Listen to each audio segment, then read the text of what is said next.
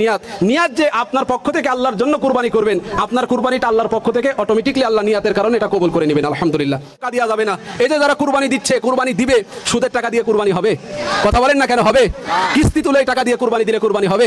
কিন্তু আল্লাহ যতটুকু কুরবানি সম্পর্কে আলোচনা হয়েছে এর উপর রহমত বরকত নাজিল করে দিও আল্লাহ। হক বিল হাক্কি বাশীরাও ওয়া নাযীরা ওয়া দাঈআন ইলাল্লাহি বিইذনিহি ওয়া সিরাজাম মুনীরা। فقد قال الله تعالى في كلامه المجيد في فرقانه الحميد। সকলে মহব্বতে জবান খুলে বলে আউযু বিল্লাহি মিনাশ শাইতানির রাজীম। বিসমিল্লাহির রহমানির রহিম। ইন্না আতাইনাকাল কাউসার ফাসাল্লি লিরাব্বিকা ওয়ানহার। ইন্না শানিয়াকা হুয়াল আবতার। সাদাকতা ইয়া রাব্বানা। আন আবি হুরায়রা রাদিয়াল্লাহু তাআলা আনহু قال النبي صلى الله عليه وسلم الدنيا سجن المؤمن وجنات الكافر إن الله وملائكته يصلون على النبي يا أيها الذين آمنوا صلوا عليه وسلموا تسليما। সকলে দরুদ ইব্রাহিম পড়ি। আল্লাহুম্মা সাল্লি আলা মুহাম্মাদ ওয়া আলা আলি মুহাম্মাদ কামা সাল্লাইতা আলা ইব্রাহিম ওয়া আলা আলি ইব্রাহিম ইন্নাকা হামিদুম মাজিদ। আল্লাহুম্মা বারিক আলা মুহাম্মাদ ওয়া আলা আলি মুহাম্মাদ কামা বারাকতা আলা ইব্রাহিম ওয়া আলা আলি ইব্রাহিম ইন্নাকা হামিদুম মাজিদ। হাজারো ব্যথা বেদনার পরে ফিরে আসনি তুমি আপন ঘরে। দিনের আলো তুমি ছড়িয়ে দিতে চলে গেলে মদিনায় মক্কা ছেড়ে। হে রাসূল তোমাকে ভুলি আমি কেমন করে। হে রাসূল তোমাকে ভুলি আমি কেমন করে। খেয়ে না খেয়ে দিন প্রচারের কাজে নিজেকে দিয়ে সবিলিয়ে তায়েফের কাফেরেরা চিনল না সে আলো। দুষ্ট ছেলেদের পিছু দিল লেলিয়ে। পাথরের আঘাতে ক্ষত বিক্ষত হয়ে সারা শরীর থেকে রক্ত ঝরে। হে রাসূল তোমাকে ভুলি আমি কেমন করে। লা ইলাহা লা ইলাহা লা ইলাহা। আসমানের মালিক যে আল্লাহ, জমিনের মালিক সেই আল্লাহ। আসমানের মালিক যে আল্লাহ, জমিনের মালিক সেই আল্লাহ, হায়াতের মালিক সেই আল্লাহ, হায়াতের মালিক সেই আল্লাহ।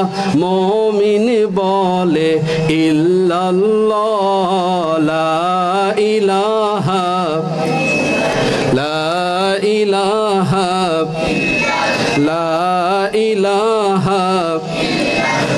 অনেক দূরে মদিনা, কেমনে যাব জানি না।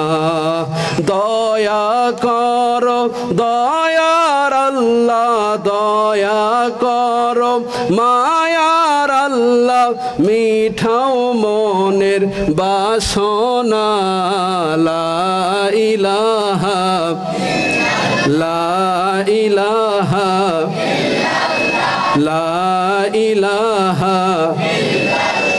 নৌকা চলে না মাঝি ছাড়া, নৌকা চলে না মাঝি ছাড়া, তেমনি করে দুনিয়া চলে না, তেমনি করে দুনিয়া চলে না আল্লাহ ছাড়া।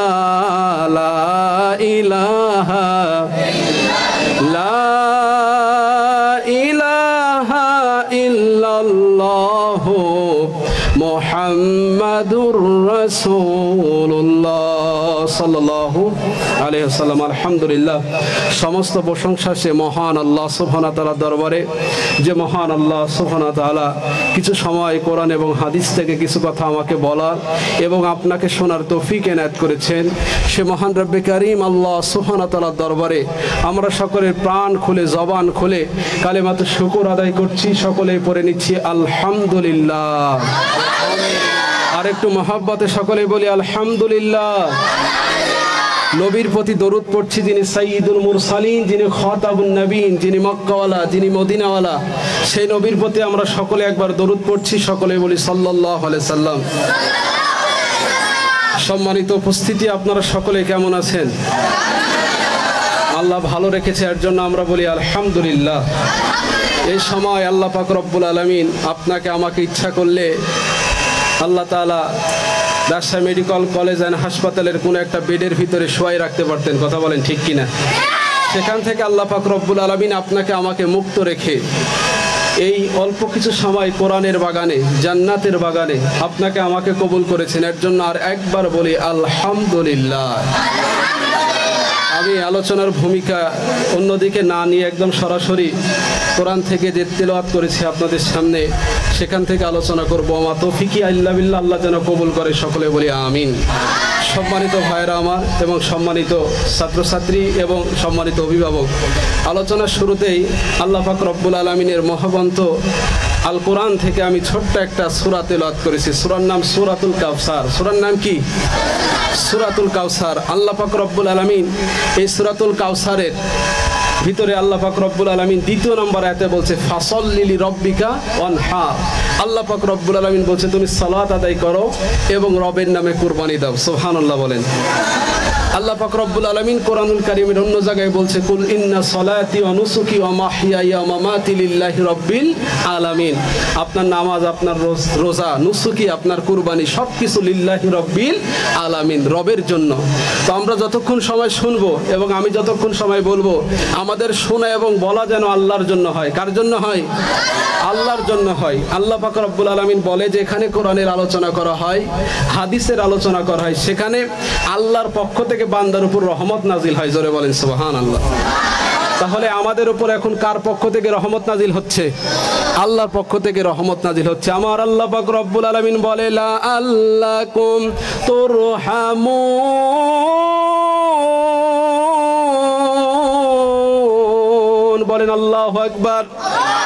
আমার আল্লাহ পাক রব্বুল আলামিন বলে বান্দা তোমাদের সামনে যখন কোরআনুল কারীমের তেলাওয়াত করা হয়, কোরআন থেকে যখন পড়া হয়, কোরআন থেকে যখন আবৃত করা হয়, কোরআনের কথাগুলো যখন তোমাদের সামনে তুলে ধরা হয়, এই কথাগুলো তোমরা যদি মনোযোগ সহকারে শুনতে পারো, তাহলে আমার পক্ষ থেকে লাল্লাকুম তুরহামুন, তোমার উপর রহমত নাজিল হবে। বলেন সুবহানাল্লাহ।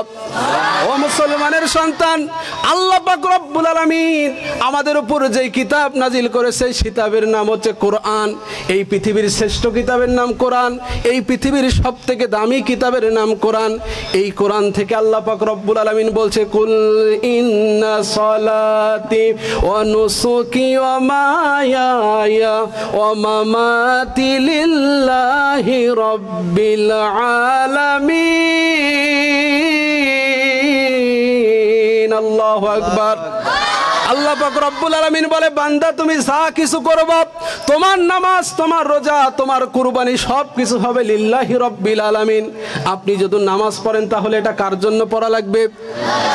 আপনি যদি রোজা রাখেন তাহলে এটা কার জন্য করা লাগবে?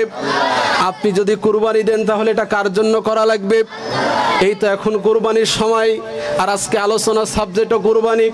আল্লাহ পাক রব্বুল আলামিন এই কুরবানি দ্বারা মুমিনকে পরীক্ষা নিয়েছে। সুবহানাল্লাহ। আল্লাহ ইমানদারকে পরীক্ষা নিয়েছে। আল্লাহ পাক রব্বুল আলামিন কোরআনুল কারীমের বিভিন্ন জায়গায়, কোরআনের বিভিন্ন জায়গায় এই কুরবানি সম্পর্কে বলেছেন। আল্লাহ পাক রব্বুল আলামিন বলে, বান্দারে তুমি কত বড় পশু কুরবানি দিবে এটা আমি দেখব না, কত বড় ছাগল তুমি আমার দরবারে কুরবানি দিবে এটা দেখব না, কত বড় গরু কুরবানি দিবে এটা দেখব না, উট মহিষ দুম্বা ভেড়া ছাগল কত বড় কুরবানি দিবে এটা দেখব না, আমি আল্লাহ দেখব তোমার তাকওয়া। জোরে বলেন সুবহানাল্লাহ। আমি আল্লাহ দেখব তোমার তাকওয়া। আমরা যে কুরবানির পশু কিনবো, কত বড়, কয় কেজি গোশত হবে, কত টাকা দিয়ে কিনেছেন, আল্লাহ এটা দেখবে না, দেখবে কি? তাকওয়া। যে বান্দা কার জন্য কুরবানি দিচ্ছে, আমাকে সন্তুষ্ট করার জন্য কুরবানি দিচ্ছে না দুনিয়ার মানুষকে সন্তুষ্ট করার জন্য কুরবানি দিচ্ছে। আজকে আমরা কুরবানির পশু যখন কিনি, অনেক সময় কুরবানি পশুর গায়ে লিখি নেইমার, লিখি ব্রাজিলের পতাকার ছবি দিই, আবার অনেক সময় আর্জেন্টিনার পতাকারও ছবি আঁকায়। কথা বলেন ঠিক কিনা? এইসবে যে আমার ছাত্ররা ভালো বলতে পারবে।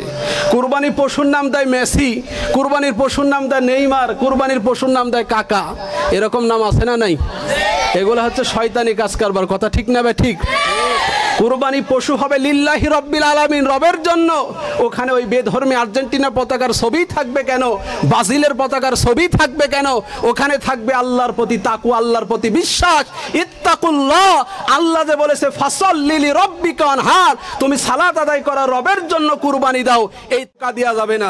এই যে যারা কুরবানি দিচ্ছে, কুরবানি দিবে, সুদের টাকা দিয়ে কুরবানি হবে? কথা বলেন না কেন হবে?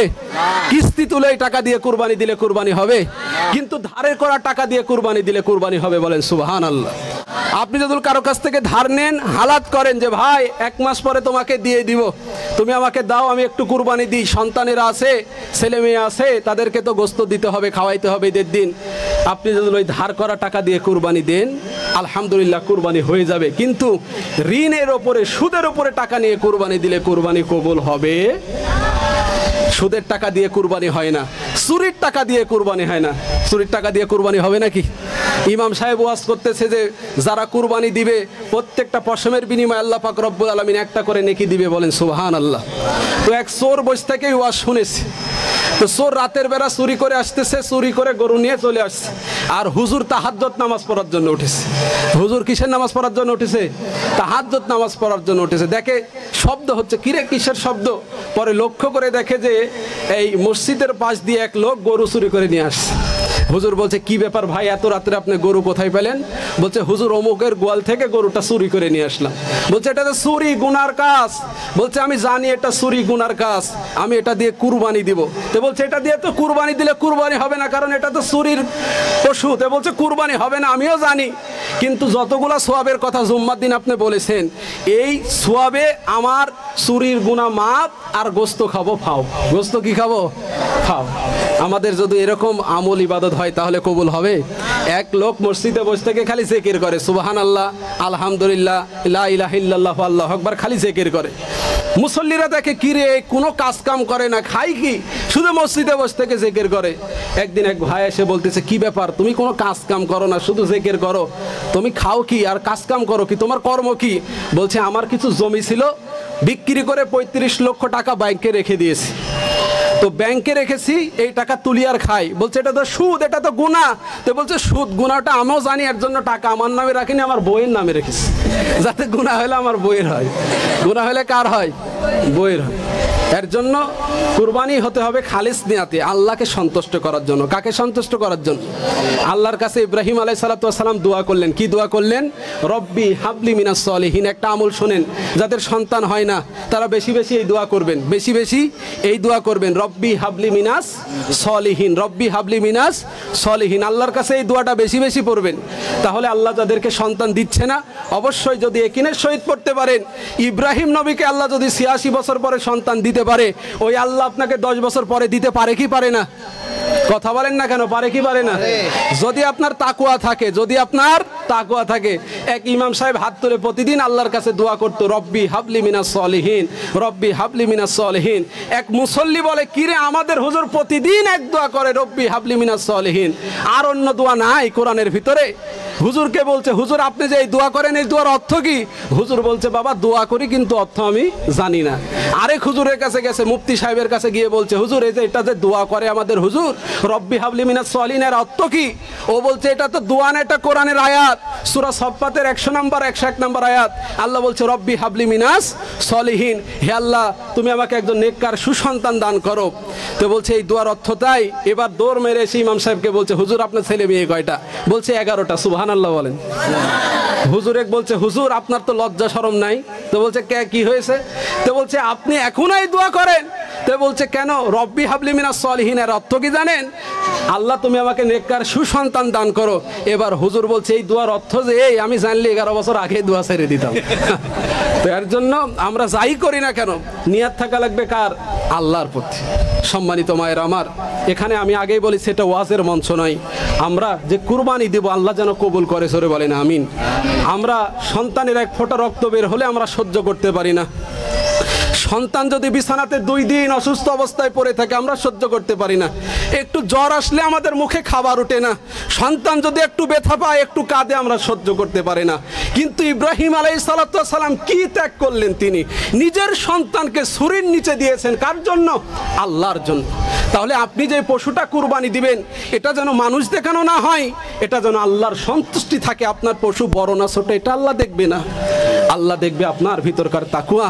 আপনি কত বড় পশু কুরবানি দিলেন, এটা দেখবে আল্লাহ। যেন এই তাকওয়া অর্জন করে আমাদেরকে কুরবানি দেওয়ার তৌফিক দান করেন, জোরে বলেন আমিন। আল্লাহ যেন আমাদের কুরবানি কবুল করেন, জোরে বলেন আমিন। আল্লাহ যেন আমাদের নেক নিয়াতগুলোকে কবুল করে, জোরে বলেন আমিন। কুরবানির পশু ছোট বড় এটা বড় কথা নয়। রাসূল সাল্লাল্লাহু আলাইহি সাল্লাম ছাগলও কুরবানি দিয়েছেন, ছাগলিও কুরবানি দিয়েছেন, কিন্তু আল্লাহ পাক রব্বুল আলামিন রাসূলের কুরবানি কবুল করেছেন, জোরে বলেন সুবহানাল্লাহ। আরেকটা কথা বলি, যেহেতু সামনে আমাদের ঈদ, ঈদের দিনের কিছু কাজ আছে, তার ভিতরে সবথেকে বড় ইবাদত বেশি বেশি তাকবীর পড়া। আমরা সকলে এই তাকবীরগুলো বেশি বেশি পড়ব। আল্লাহু আকবার, আল্লাহু আকবার, লা ইলাহা ইল্লাল্লাহু, আল্লাহু আকবার, আল্লাহু আকবার, ওয়ালিল্লাহিল হামদ। আবার সবাই বলি, আল্লাহু আকবার, আল্লাহু আকবার, লা ইলাহা ইল্লাল্লাহু, আল্লাহু আকবার, আল্লাহু আকবার, ওয়ালিল্লাহিল হামদ। আল্লাহু আকবার, আল্লাহু আকবার, লা ইলাহা ইল্লাল্লাহু, আল্লাহু আকবার, আল্লাহু আকবার, ওয়ালিল্লাহিল হামদ। এই কথাগুলা আমরা আল্লাহকে বলবো, আল্লাহর প্রশংসা আদায় করব। মেয়ে যারা আছেন, যারা মহিলা আছেন, তারা আস্তে আস্তে বলবেন, আর পুরুষেরা একটু জোরে জোরে বলবেন। 5 ওয়াক্ত নামাজের পরে 9 জিলহজ থেকে 12 জিলহজ ফজর পর্যন্ত আমরা এই তাকবীরগুলা বেশি বেশি করে পড়ব। আল্লাহ যেন আমাদেরকে পড়ার তৌফিক দান করেন। পশু চামড়া কাদেরকে দিয়া হক। হ্যাঁ, স্যার একটা প্রশ্ন করছে, আলহামদুলিল্লাহ। এটা বলে নিই, যেহেতু বলেছিলাম যে প্রশ্ন করবেন ইনশাআল্লাহ। পশুর চামড়া সম্পর্কে, পশুর চামড়ার সব থেকে হক হচ্ছে এতিম যারা, মিসকিন যারা, ফকির যারা, তারা। কিন্তু আজকে আমরা এই পশুর চামড়া অনেকে বিক্রি করে অনেকেই খেয়ে ফেলি, কথা বলেন ঠিক কিনা? আমরা কুরবানির পশুর 3টা ভাগ করি। কয়টা ভাগ করি? 3টা ভাগ করি।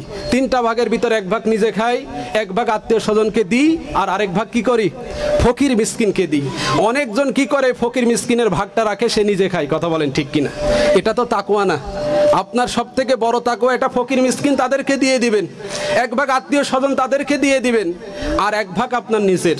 আল্লাহ তো আপনাকে মাহরুম করেন নাই, এটা রেখে দিবেন। আর কুরবানির পশুর ওই চামড়া দ্বারা আপনি ওটা বিক্রি করে যা অর্থ হবে, এই অর্থগুলা গরিবদের মাঝে দিয়ে দিবেন, এতিমদের, মিসকিন, ফকিরদের মাঝে দান করে দিবেন। তাহলে আল্লাহ তাআলা খুশি হয়ে যাবেন। আল্লাহ পাক রব্বুল আলামিন যেন আমাদেরকে আমলটা করার তৌফিক দান করেন। জোরে বলেন আমিন, আরো জোরে বলেন আমিন। তাহলে যে কথাটা বলতেছিলাম, আরাফাত দিনে আমরা কি রাখবো? রোজা রাখবো। কি রাখবো?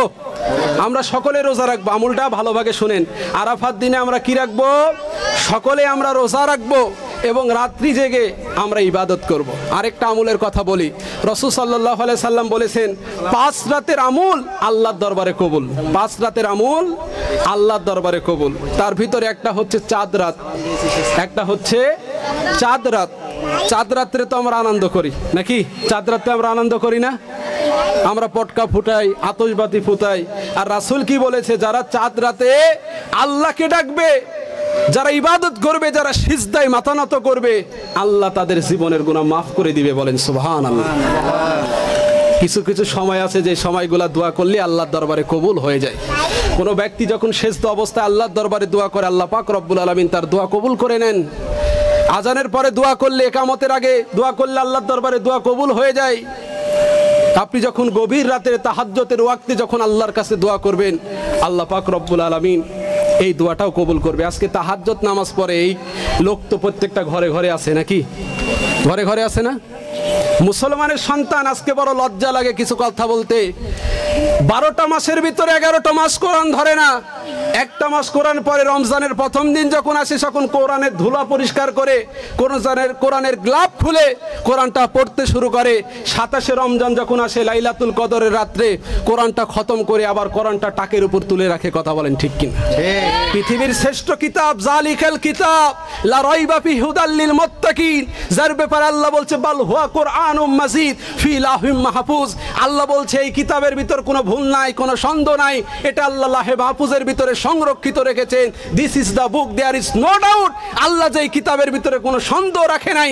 আর আজকে সব থেকে আমরা ওই কিতাবকে বেশি অবহেলা করি। কথা বলেন ঠিক কি? ঠিক। সব থেকে বড় অবহেলা করি। প্রত্যেকটা বাড়ির মুসলিম যারা, প্রত্যেকটা বাড়িতে কোরআন আছে। আপনি বুকে হাত দিয়ে বলেন তো, প্রতিদিন আপনি কি কোরআন তেলাওয়াত করেন? কিন্তু কোরআনের একটা হক হচ্ছে তেলাওয়াতুল কোরআন। প্রতিদিন কোরআন তেলাওয়াত করতে হবে। জোরে বলেন সুবহানাল্লাহ। প্রতিদিন কোরআনুল কারীম তেলাওয়াত করা একটা কোরআনের হক, এটা একটা ইবাদত। কিন্তু আমরা কোরআনটা পড়ি না, আমরা নামাজ পড়ি না। আমরা নামাজ পড়তে হবে এটা কিছু মনেও করি না। কিন্তু একদিন কোনো ব্যক্তি যদি 1 ওয়াক্ত নামাজ কাজা করে, তাকে 1 হুব্বা দুজকের ভিতরে থাকা লাগবে। কত হুব্বা? 1 হুব্বা। 2,88,00,000 বছর তাকে জাহান্নামের আগুনের ভিতরে পোড়া লাগবে। দুনিয়ার আগুনের সমান জাহান্নামের আগুন নয়। দুনিয়ার আগুনের থেকে 69 গুণ পাওয়ারফুল হবে জাহান্নামের আগুন। যে আগুনের ভিতরে মানুষকে ফেলানোর আগেই মানুষের গোস্তগুলা ঝলে যাবে, মানুষের হাড্ডি পর্যন্ত গলে যাবে। মানুষ একটু ভয়ও করে না। কথা বলেন ঠিক কি?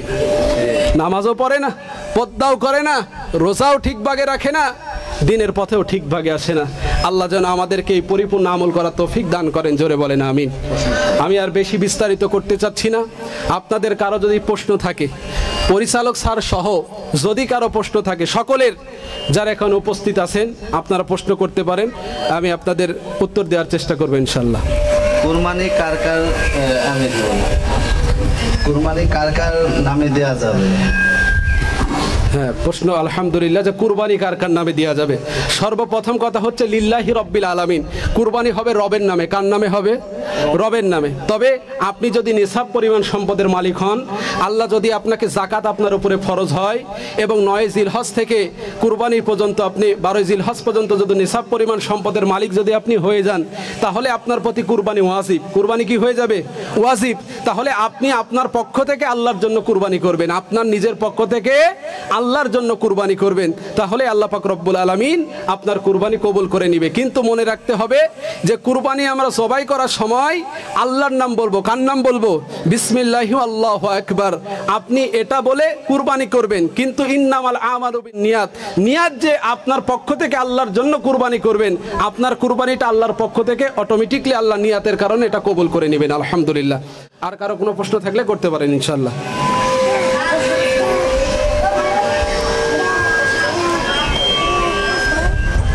সাতজনের নাম বলে কোরবানি করে, আলহামদুলিল্লাহ।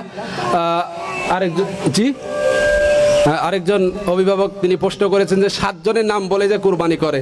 মনে রাখতে হবে বুখারী শরীফের সর্বপ্রথম হাদিস ইন্নামাল আমালু বিন নিয়াত। মানুষের সমস্ত আমল তার নিয়াতের উপরে নির্ভর করে। মানুষের সমস্ত আমল তার নিয়াতের উপরে কি দেখে? আল্লাহ তো সব জানে। আপনি অন্তরে কি কল্পনা করছেন, আপনি কি করছেন, গোপনে করছেন, প্রকাশ্যে করছেন, আল্লাহ সব কিছু দেখে।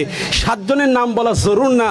আপনি যখন কুরবানি দিবেন এই 7 জন ভাগী ওই কুরবানির পশুর কাছে উপস্থিত থাকবেন, এবং একবার যদি বলে যে হুজুর আমরা এই কজন মিলে একটা কুরবানি দিলাম আল্লাহর জন্য, যে আপনি এই কথাটা বললেন এটাই আল্লাহর দরবারে কুরবানি, এক্সট্রা ভাগে যে অমুকের পিতা অমুক, অমুকের পিতা অমুক, অমুকের পিতা অমুক, এই ভাগে বলার প্রয়োজন নাই। অন্তরে একবারে চোখ দিয়ে ওটা দেখে নিলে আল্লাহ পক্ষ থেকে কুরবানি হয়ে যাবে ইনশাআল্লাহ। আর কারো কোনো প্রশ্ন? কুরবানির পশুর ভাগের গোস্ত হবে 3টা ভাগে ভাগ করি। নিজে 1 ভাগ, আত্মীয় স্বজন এর জন্য 1 ভাগ, আর একটা হচ্ছে ফকির মিসকিনদের জন্য 3টা ভাগ। 8 ভাগ করে, 8 ভাগ পর্যন্ত করা এটা শরীয়তে জায়েজ আছে। তবে উত্তম হচ্ছে 3টা ভাগ করা। 8 ভাগ করলে গোস্তর সংখ্যা একটু কমে যায়, আর 3টা ভাগ করলে একটু গোস্তর সংখ্যা বেড়ে যায়। যেহেতু আমরা কুরবানি দিচ্ছি, যারা গরিব প্রতিবেশী যারা কুরবানি দিতে পারেনি তাদের নিয়াতই আমাদের গোস্তগুলা বিলিয়ে দেয়া। এর জন্য যত সাধ্য চেষ্টা করা নিজে কম খেয়ে অন্যকে বেশি খাওয়ানো। এর জন্য আর কি 3টা ভাগ করলে হবে, কিন্তু 8টা ভাগ পর্যন্ত করা জায়েজ আছে। এটাই। আর কারো কোনো কিছু বলার আছে? 8টা ভাগ কাকে কাকে দেয়? এই ভাগে ভাগ করে ফকির মিসকিন অসহায়। এখানে জাকাতের ভিতরে 8টা খাতে যারা পড়ে তাদেরকেই দেওয়া যাবে। যাদের জাকাত নিতে পারে এবং যাদেরকে জাকাত দেওয়া যায়, যারা গরিব, যারা অসহায়, ফকির মিসকিন এতিম অসহায়, যারা এই 8টা খাতের ভিতর যারা পড়ে তাদেরকেই বন্টন করা যাবে। আর কারো কোনো শিক্ষকদের পক্ষ থেকে প্রশ্ন?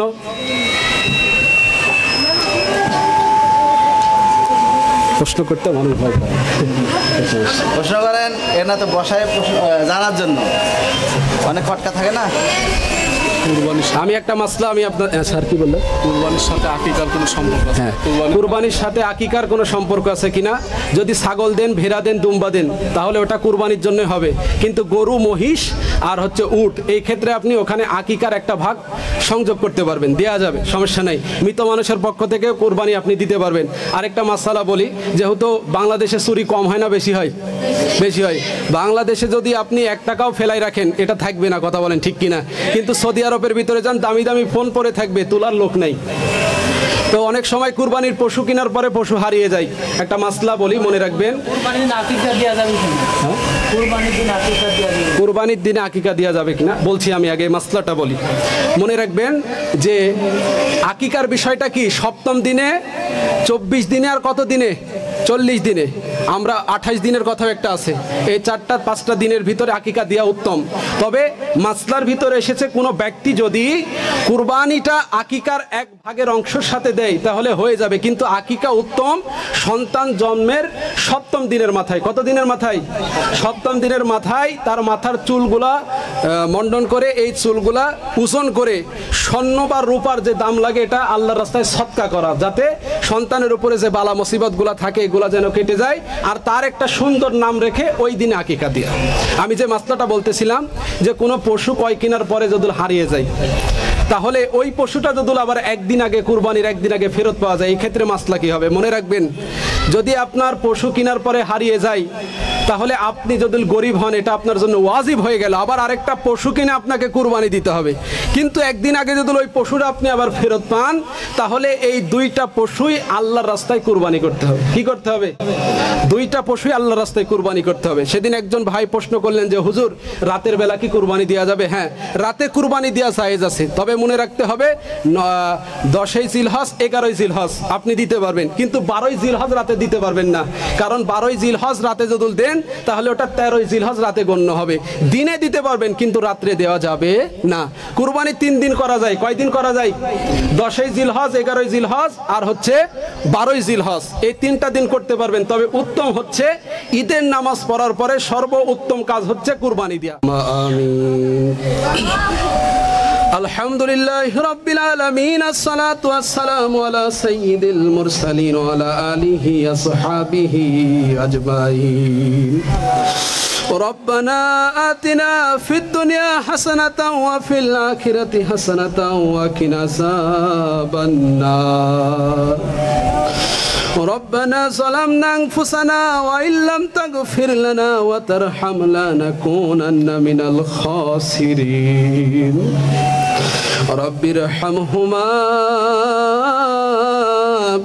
كما ربياني صغيرا. رب ارحمهما كما ربياني صغيرا. বিশাল বিস্তীর্ণ আকাশের মালিক আল্লাহ, জমিনের মালিক আল্লাহ, হায়াতের মালিক আল্লাহ। আল্লাহ রাব্বুল আলামিন তোমার কিছু সংখ্যক বান্দা বান্দীদেরকে নিয়ে তোমার শাহী দরবারে হাত উত্তোলন করেছি। যে হাত তোমার দরবারে উত্তোলন করেছি আল্লাহ, হাত দিয়ে এমন কোনো গুনাহ নাই যেই গুনাহ আমরা করি নাই। যেই জবান দিয়ে তোমার কাছে কথাগুলা তুলে ধরতেছি আল্লাহ, এমন কোনো গুনাহ নাই যেই গুনাহ আমরা জবান দিয়ে করি নাই আল্লাহ। তারপরেও তুমি রহমান আল্লাহ, তুমি রাহিম। আমাদের গুনার দিকে না দেখাইয়া আমাদের জীবনের সব গুনাহগুলা তুমি মাফ করে দাও আল্লাহ রাব্বুল আলামিন। তুমি যদি মাফ না করো অন্য কারো দরবারে যাওয়ার মতো আমাদের কোনো সুযোগ নাই আল্লাহ। তুমি রহিম রহমান খাতির আল্লাহ, তুমি আমাদের জীবনের সব গুনাহগুলা মাফ করে দাও। যারা কষ্ট করে এই রোদের ভিতরে বসে আল্লাহ এই কোরআনের কথাগুলা শুনেছে আল্লাহ, অনেকের দাদা দাদি অন্ধকার কবরে, নানা নানি অন্ধকার কবরে চলে গেছে আল্লাহ। তাকাই দেখো আল্লাহ, অনেকের বাবা অন্ধকার কবরে চলে গেছে আল্লাহ, অনেকের মা অন্ধকার কবরে চলে গেছে আল্লাহ। যাদের মা বাবা অন্ধকার কবরে চলে গেছে আল্লাহ, তাদের মা বাবার কবরগুলাকে তুমি জান্নাতের টুকরা বানিয়ে দাও আল্লাহ রাব্বুল আলামিন। বিশেষ করে আমার বাম পাশে বসে আছে অত্র প্রতিষ্ঠানের পরিচালক আল্লাহ, তার মা অন্ধকার কবরে, বাবা অন্ধকার কবরে আল্লাহ। আমার কত শিক্ষক শিক্ষিকা, আমার কলিগ, তাদের মা বাবা অন্ধকার কবরে চলে গেছে আল্লাহ। আল্লাহ রাব্বুল আলামিন যাদের মা বাবা অন্ধকার কবরে চলে গেছে আল্লাহ, তাদের মা বাবার কবরগুলোকে তুমি জান্নাতের টুকরা বানিয়ে দাও আল্লাহ। যারা এই রোদের ভিতর কষ্ট করে বসে কোরআনের আলোচনা গুনা শুনলো, অনেক অভিভাবক মায়েরা আমার সঙ্গে হাত উত্তোলন করেছে আল্লাহ, তুমি তাদের জীবনের সব গুনাহগুলা মাফ করে দাও। তাদেরকে পদ্মানিশী হিসাবে কবুল করে নাও, নামাজি হিসাবে কবুল করে নাও, রোজাদার হিসাবে কবুল করে নাও। যারা কুরবানি দিয়েছে আল্লাহ, তাদের কুরবানিগুলাকে তুমি কবুল করে নাও আল্লাহ রাব্বুল আলামিন। কষ্ট করে আমার ছাত্র ছাত্রীরা বসে বসে শুনছে আল্লাহ, তাদের জেহেন শক্তি তুমি বৃদ্ধি করে দাও। অনেকে আল্লাহ পড়াশোনায় দুর্বল, আল্লাহ তুমি তাদের মেধা শক্তি বৃদ্ধি করে দাও। আল্লাহ রাব্বুল আলামিন তারা যেন ভালো রেজাল্ট করতে পারে, মা বাবার মুখ উজ্জ্বল করতে পারে, সেই তৌফিক তুমি তাদেরকে দান করে দাও। আল্লাহ কষ্ট করে যারা ভিডিও করছে আল্লাহ রাব্বুল আলামিন আমার হামসা ভাই, আল্লাহ রাব্বুল আলামিন আমার কামাল পাশা ভাই, আল্লাহ তুমি তাদেরকে ইসলামের জন্য কবুল করে নাও, ইসলামের পথে তুমি তাদেরকে কবুল করে নাও। পরিশেষে আল্লাহ রাব্বুল আলামিন আমাদের কুরবানিকে তুমি কবুল ও মঞ্জুর করে নিও। আল্লাহ যতটুকু কুরবানি সম্পর্কে আলোচনা হয়েছে এর উপর রহমত বরকত নাজিল করে দিও। আল্লাহ জীবনের গুনাহগুলো মাফ করে দিও। আল্লাহ কুরবানিকে তুমি কবুল ও মঞ্জুর করে নিও। আল্লাহ সুবহান রাব্বিকা রাব্বিল ইজ্জাতি আম্মা ইয়াসিফুন।